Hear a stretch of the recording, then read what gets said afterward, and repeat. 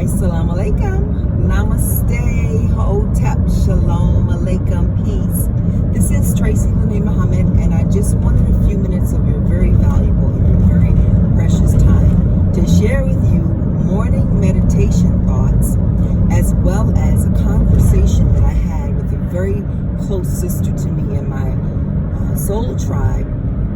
This morning when I was meditating, as I was going through my mind, connecting myself to all beings everywhere in light, I started to reflect on why I started using the greetings the way I do with the Assalamu alaikum and namaste and hotep, shalom alaikum and peace.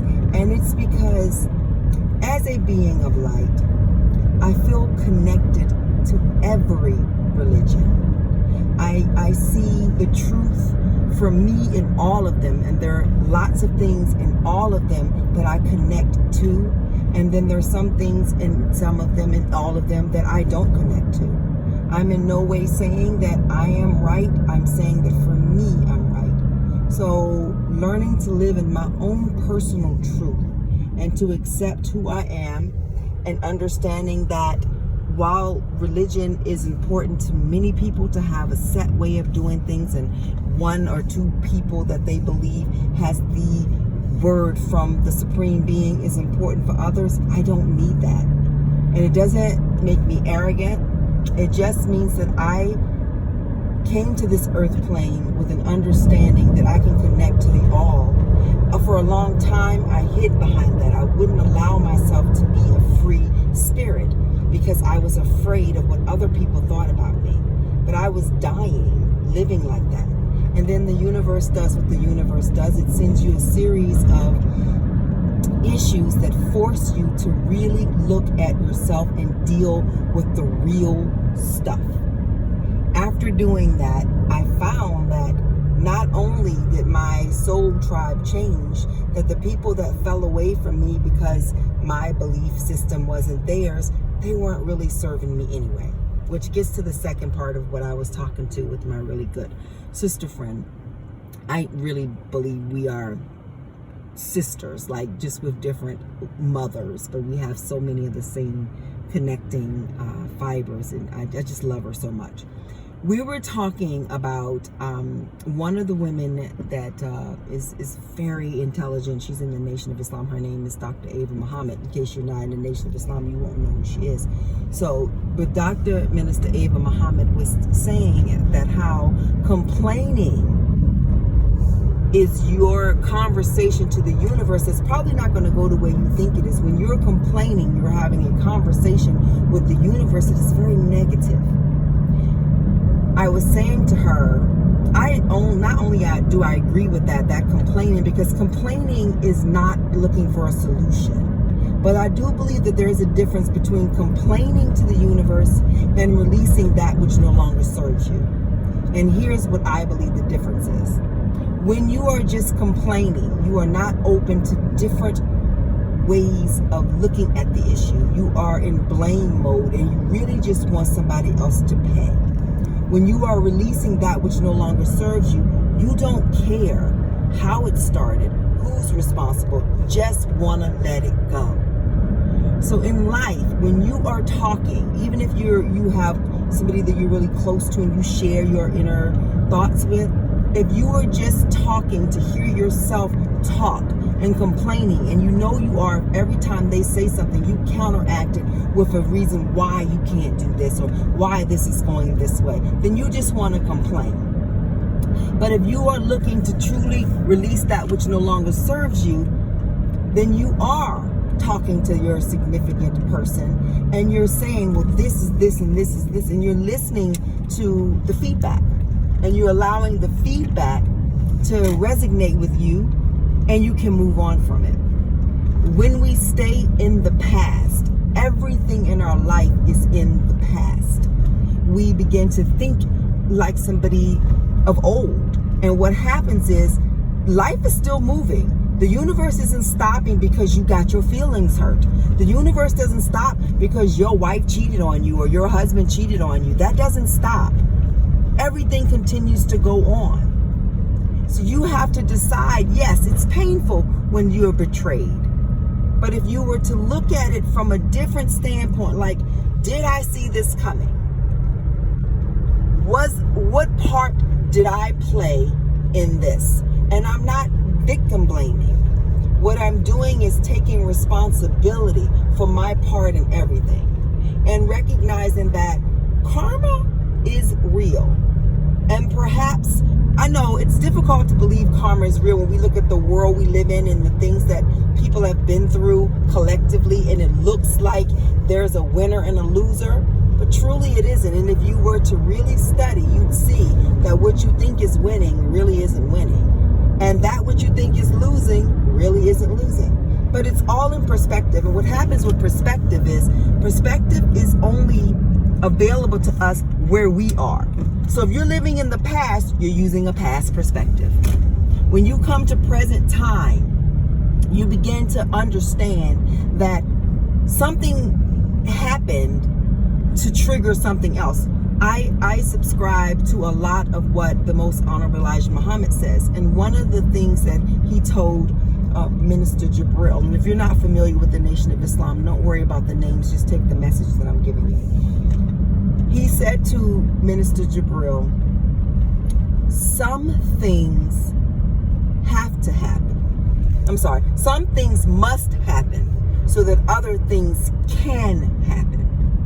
When you look at those words, you start to understand that the individual circumstances of your life go the way they go to get you to your divine destiny. When you divorce the emotion of it, when you decide that, well, I'm not going to get caught up in the pain of what happened. I'm going to look at what happened. I'm going to extract as much as I can out of it. And then I am going to live in a space of understanding it, of dissecting it, keeping what I can use and releasing the rest and moving on. When it comes to relationships, people don't own people. People have the right to decide that you don't fit them anymore and that they want to move on.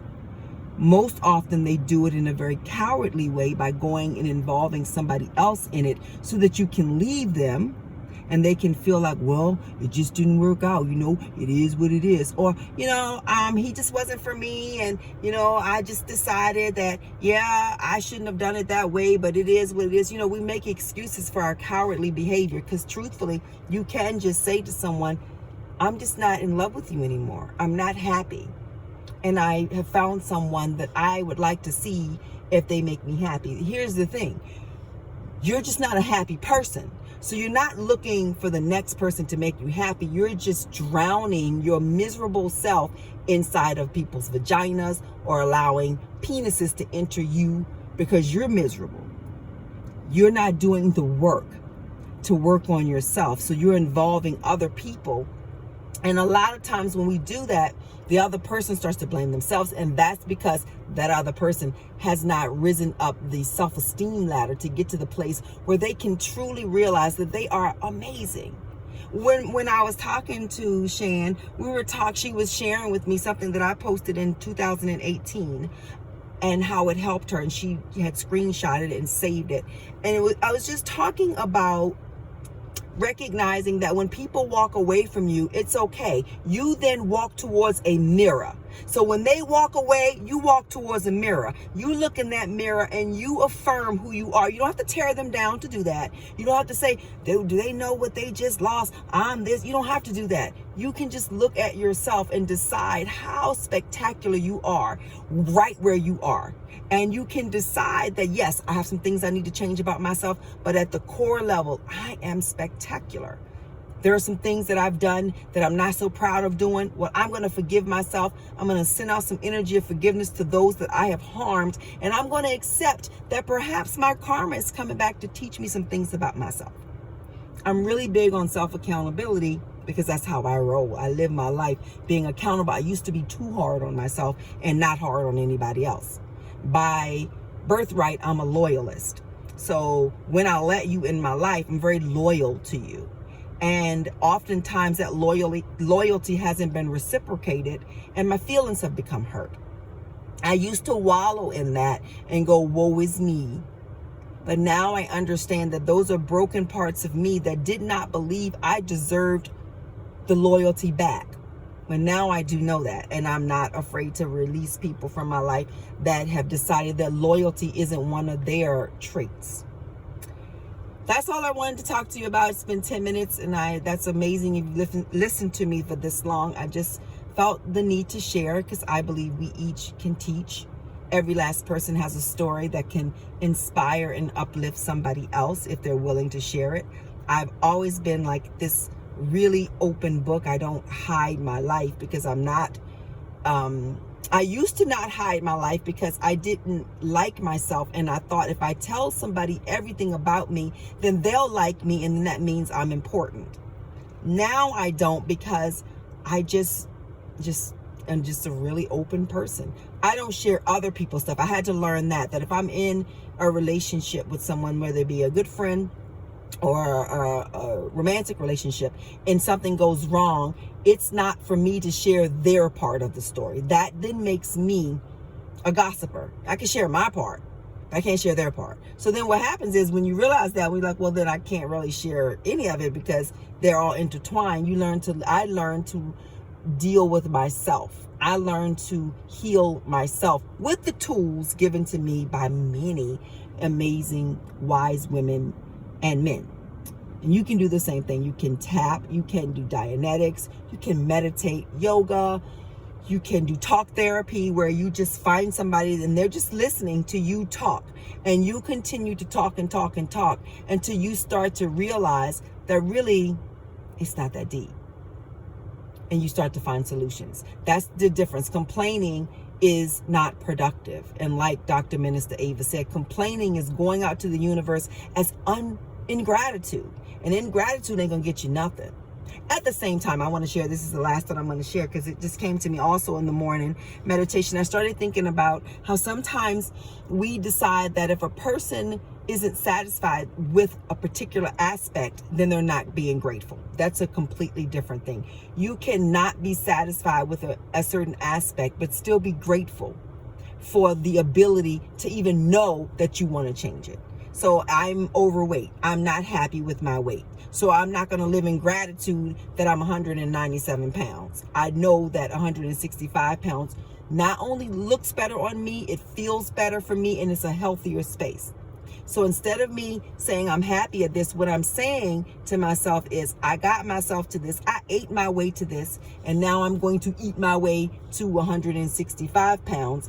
I'm grateful to be alive and grateful to have the mindset that weight doesn't define me, but at the same time, it does define how I feel about myself. Because when you love yourself, when you honor yourself, you want the best self you can have. And you don't make those excuses, those genetic excuses. My mama was big, so I'm going to be big. Your mother was big because your mother ate poorly. And you eat poorly, so you're big. Period. There's no such thing as a fat person by just because. And when people say, well, I have a medical condition. You have a medical condition because you didn't eat properly. Or genetically, a medical condition has been passed down to you because of improper eating. So those are things you can study. I'm not judging anybody for being overweight, but I would say that if you are overweight, there is some self-hate going on. Because when you are fully in love with yourself, you want to stay here as long as you can, so you eat the foods that will allow you to do that. Your body is doing its part by getting you up every day, letting your legs work, but your mind has to say, well, now I need to exercise, and I don't need cake and pie and cookies. I don't need those things. They're not good fuel. You take better, some people take better care of their cars than they do their body. You make sure your car has an oil change at every 3,000 miles. You make sure that the tires have been rotated. You make sure that you change your brake pads. You do all that. You wash it. The car is immaculate, but you're getting in it huffing and puffing from just walking from your front step to the front door of your car. That's a problem, but you can solve it. Now, I can help you solve it through yoga.